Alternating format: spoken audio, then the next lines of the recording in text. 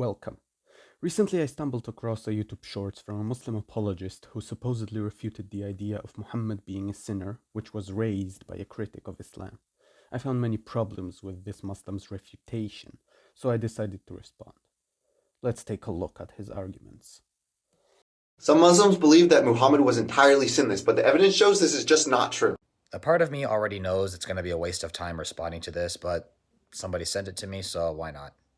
For example, he had sex with a 9-year-old girl. Aisha herself narrates this pretty clearly in Sunan Abu Dawud, book 12, that Muhammad had sex with her when she was just 9 years old.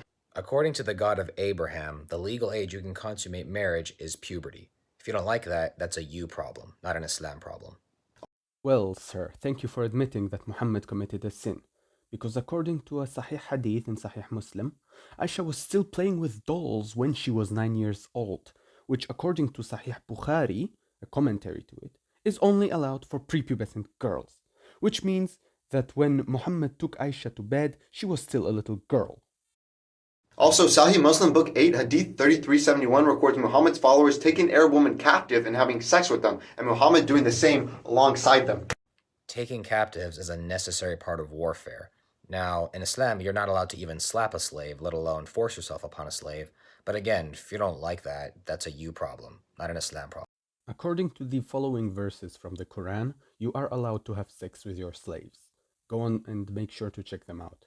Those who check them out probably could argue that there is nothing about forcing yourself on a slave here. But tell me, how many slaves would willingly have sex with their master? Probably not many. These are verses that allow sex slavery. The earliest biography we have of Muhammad's life, it records the Prophet torturing a man for money. Open challenge to anyone to find me a single authentic hadith that narrates the story.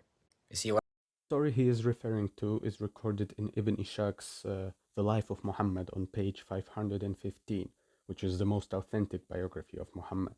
It is also recorded in the History of At-Tabari, volume 8, page 122. The narration in Ibn Ishaq is given the rank Hasan, which means that you can absolutely use it as an authentic hadith. If you believe that both Ibn Ishaq and At-Tabari got it wrong, that's a you problem. But let me be generous and grant you that you are right, and neither marrying prepubescent girls, nor having sex with your slaves, nor torturing people is a sin.